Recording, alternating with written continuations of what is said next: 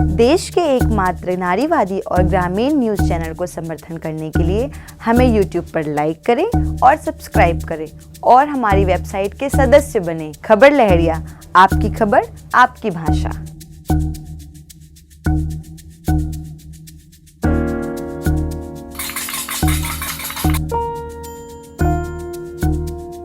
इस विश्व पशु चिकित्सक दिवस पे आइए मिलते हैं चित्रकूट के पशु डॉक्टर A.K. शर्मा से। उनका क्या कहना है, पशुओं को लेकर के क्या ख्याल है उनका, और आजकल किस तरह के बीमारियां पशु में पाई जा रही हैं और किस तरह से वो पशुओं के बारे में सोचते हैं। क्योंकि आजकल हर इंसान डॉक्टर तो बनना चाहता है लेकिन पशुओं का नहीं, तो वो कैसे इस लाइन में आए, उनकी फीलिंग को जानते हैं। सर, चिकित्सक जो होते हैं और ख़ासकर जो पशुओं के होते हैं, कहते हैं जल्दी कोई पशु के डॉक्टर बनना नहीं चाहते हैं, तो आप कैसे इस लाइन पे आए? नहीं, एक्चुअल में क्या, मेरे घर पे बाबाओं के ज़माने से मैंने तो रोज़ जब संभाला, घर पे 25-26 गायें थी, भैंस भी थी, लेकिन गाय की मात्रा कम 25-26-30 से कम रहती नहीं थी। अभी भी हैं, करीब 8-10 गायें हैं और 2 भैंस भी हैं। तो मैंने ये चीज़ देखी थी, इस चीज़ को, कब फादर के साथ या मदर के साथ कभी अस्पताल चले गए तो किस तरह कहाँ क्या होता था। उस चीज़ को देखकर मन में तभी ये बात काफ़ी पुरानी हो गई, जब मैं शायद 7वीं-8वीं क्लास में या 6ठी क्लास में रहा हूँगा, कि इस लाइन में थोड़ा मुझे देखना है। फिर जानकारी हुई, जब मैंने BSc किया, तैयारियाँ की, तब मैं इस लाइन में आया, सिलेक्शन होकर आया। ये आपकी ही मर्ज़ी थी कि आप एक पशु चिकित्सक बने, या फिर परिवार वालों का था, या आप आए उसी में ही हैं? नहीं, मेरी इच्छा थी ये। हालांकि मेरी मदर और मेरी बहन का इसमें काफ़ी सहयोग रहा।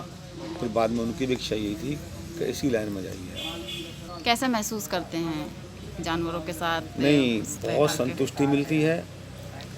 एक बिना बोलते जीव का इलाज करके जब वो सही हो जाए तो इतनी संतुष्टि मिलती है, हम लोग शब्दों में बयान नहीं कर सकते। और मैं समझता हूँ, हम 4 घंटे, 6 घंटे या 10 घंटे माला जपें या चीज़ करें, ठीक है, वो पूजा पाठ अपनी जगह लिमिटेड होता है, लेकिन इससे बड़ी कोई पूजा नहीं होगी बिना बोलते जीव के लिए हम कुछ यदि कर पाते हैं। किस तरह से समझ पाते हैं जानवर की ज़ुबान को? जो कुछ सिम्टम्स होते हैं, ये विशेष सिम्टम्स देते हैं, लक्षण देते हैं, उन्हीं के आधार पर हम इसको समझ पाते हैं। कभी कभी क्या होता है, कुछ बीमारी ऐसी होती हैं उनके टेस्टिंग के लिए हम ब्लड वगैरह बाहर लेवों में भेजते हैं, तो वहाँ से रिपोर्ट आती है। लेकिन अधिकतर जो लक्षण विशेष देते हैं, ये हर बीमारी में अलग अलग, उन्हीं के आधार पर हम पहचान लेते हैं कि ये बीमारी ये होगी, और उसी के अनुसार हम लोग उसका उपचार करते हैं। इस समय सबसे ज़्यादा कौन सी बीमारी है जो जानवरों पे आ रही है? इस समय सबसे ज़्यादा जो बीमारी अक्सर हम देखने चलते हैं, गाय भैंसों के मुँह में बात करते हैं या भेड़ बकरियों के, तो पेट के कीड़ों के मर्ज ज़्यादा आते हैं। खाली किसान अनजानकार रहता है, उससे इतनी जानकारी नहीं होती, और बिना वजह उसका मालूम पड़ा भाई हमारा जानवर चारा कम खा रहा है, या पागुर कम कर रहा है, या लैट्रिन पतली कर रहा है, कभी लैट्रिन बदबू आती है, या आंसू आते हैं, या चारा पानी खूब खा रहा है, दाना भी खा रहा है, लेकिन कमज़ोर हो चला जा रहा है, तो वो अमूमन पेट के कीड़ों की वैसे ही बीमारी होती है। इस समय पेट के कीड़ों की बीमारी का सीज़न ज़्यादा है। किस तरह से एक इंसानों के डॉक्टर जो होते हैं अपने मरीज़ को हर प्रयास करते हैं बचाने की, आप अपनी स्तर से किस तरह का प्रयास करते हैं अपने पशु जानवर हम को अपनी बचाने की? तरफ से भरपूर हर कोशिश करते हैं कि ये बच जाए। किसी की जान बचा लेना, इससे बड़ा मैं समझता हूँ कोई भी सुकून आत्मा को नहीं मिलेगा। अपनी तरफ पूरी कोशिश करते हैं, जो भी संसाधन हमारे पास उपलब्ध हैं। अब ये तो है कि बड़ी बड़ी कोई हमारे पास मशीनें नहीं है कि हम उसका एक्सरे कर लें या कोई टेस्ट कर लें तुरंत, जैसे ह्यूमंस वगैरह में होते हैं, लेकिन अपनी तरफ से हम अपने अनुभव का, अपनी पढ़ाई का, अपनी डिग्रियों का लाभ उठाते हुए, उनका यूज करते हुए पूरी कोशिश करते हैं भरपूर कि हम इस मरीज़ को बचा लें। मैं यही कहना चाहूँगा कि अपने पशुओं को स्वस्थ रखें। स्वस्थ रखने के लिए मुख्य रूप से कुछ बातें हैं जिनका विशेष रूप से ध्यान करें। मौसम के अनुसार उनका रखरखाव रखें। गर्मियों में गर्म हवाओं से, धूप से बचाएं। सर्दियों में सर्दियों से बचाएं। और बारिश के मौसम में जो पानी वगैरह भर जाता है, कीचड़ हो जाती है, उससे थोड़ा अपने पशुओं को बचाइए। दूसरी बात, समय पर डॉक्टर की सलाह से जो भी नज़दीकी डॉक्टर हो उनकी सलाह से अपने पशुओं को पेट के कीड़ों की दवा ज़रूर खिलाएं, क्योंकि अधिकतर जो मर्ज होते हैं पशुओं के अंदर वो पेट के मर्ज से ही शुरू होते हैं, पेट के कीड़ों से शुरू होते हैं। तो उनको ज़रूर पेट के कीड़ों की दवा आप खिलाइएगा। जैसे पशु का बच्चा मर गया, दूध देने वाला जानवर है वो, और उसको इंजेक्शन के द्वारा दूध निकाला जाता है। नहीं, ये तो गलत चीज़ है, इसको तो नहीं यूज़ करना चाहिए।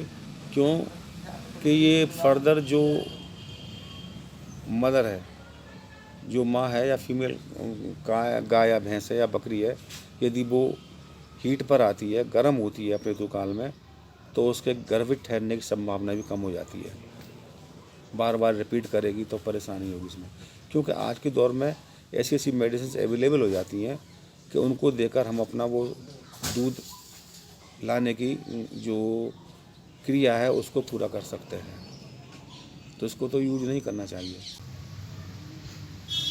क्या पशुपालन की जो पहले की स्थिति थी और अब है उसमें भी कुछ बदलाव आया है? हाँ, पशुपालन में काफ़ी बदलाव आया है।